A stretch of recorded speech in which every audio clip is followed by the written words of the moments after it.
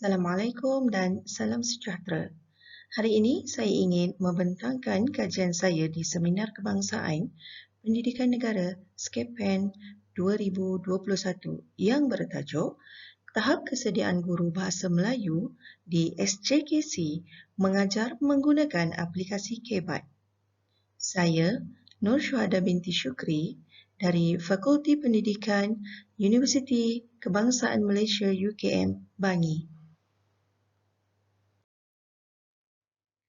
Sebelum saya meneruskan berkenaan dengan kajian saya, terdapat beberapa subtopik yang akan dibincangkan di dalam kajian ini. Antaranya ialah pengenalan, permasalahan kajian, objektif kajian, metodologi dan juga dapatan perbincangan. Pada bahagian pengenalan, golongan pendidik merupakan sasaran yang menjadi tonggak kepada pembangunan negara. Oleh yang demikian, KPM telah melaksanakan pelbagai usaha dalam memperkasakan sistem pendidikan di Malaysia. Kemahiran berfikir aras tinggi KEBAT merupakan aras yang paling tinggi dalam tingkat hierarki proses kognitif taksonomi Bloom 1956.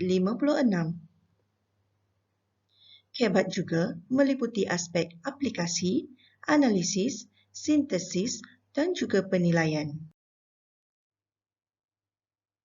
Menurut Zarina 2016, konsep KEBAT perlu diberi penekanan supaya dapat melahirkan generasi yang mempunyai pemikiran kritis dan juga kreatif.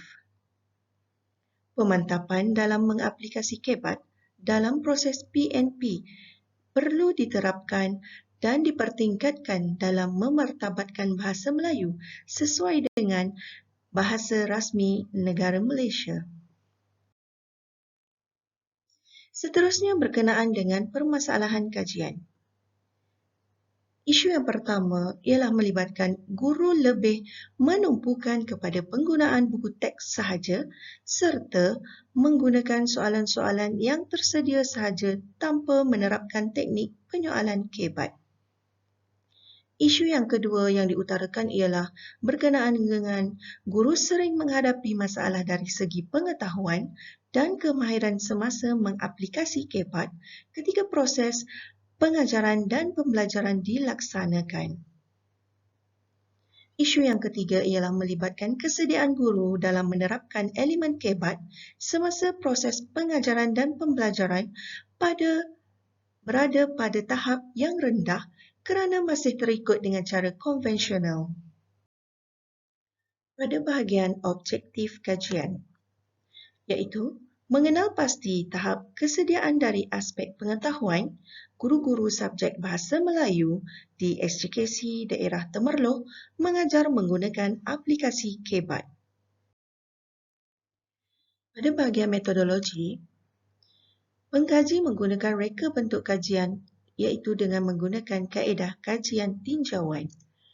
Seterusnya, sampel kajian adalah melibatkan guru di SJKC yang mengajar subjek bahasa Melayu iaitu di daerah Temerloh sahaja seramai 24 orang dan hanya 3 buah sekolah sahaja yang terlibat.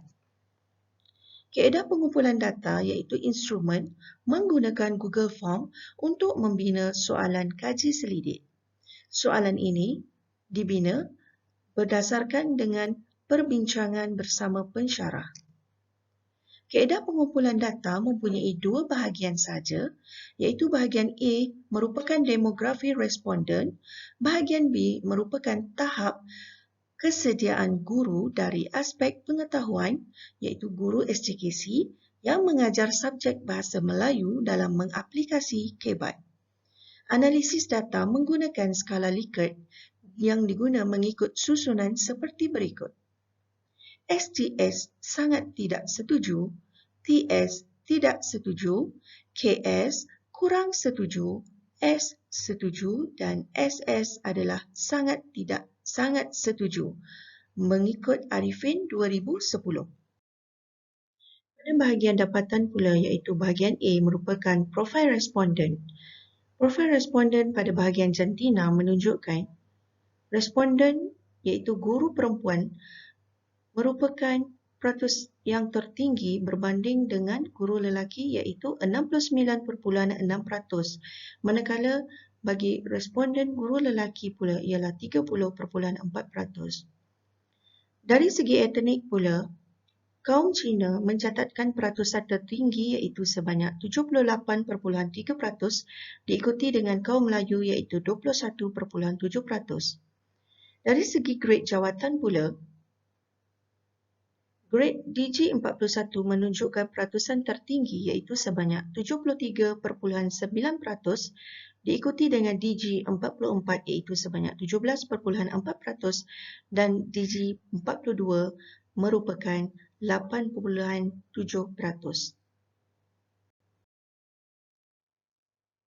Pada bahagian B iaitu objektif, mengenal pasti tahap kesediaan dari aspek pengetahuan guru-guru subjek Bahasa Melayu di SJKC Daerah Temerloh mengajar menggunakan aplikasi KEBAT.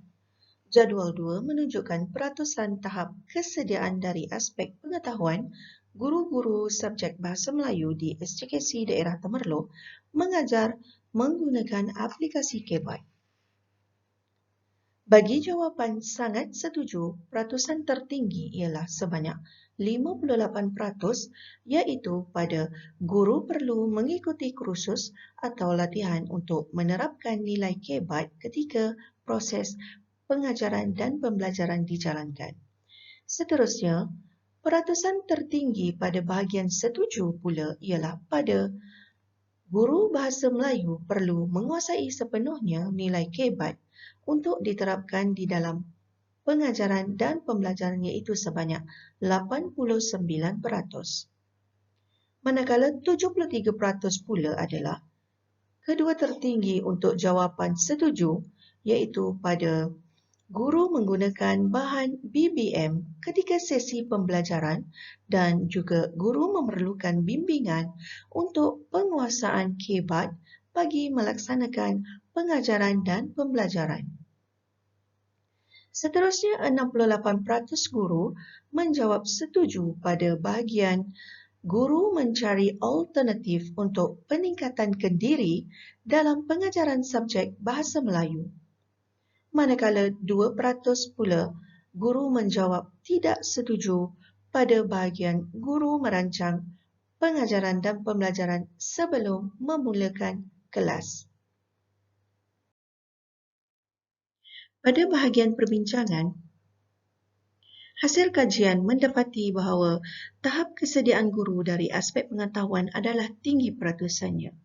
Ini menunjukkan guru-guru yang mengajar subjek Bahasa Melayu menerapkan amalan KEBAT dengan membuat persiapan awal sebelum PNP dilaksanakan. Program atau kursus yang berkaitan dengan KEBAT perlu disediakan secara praktikal oleh pihak berwajib agar guru-guru lebih memahami cara pelaksanaan KEBAT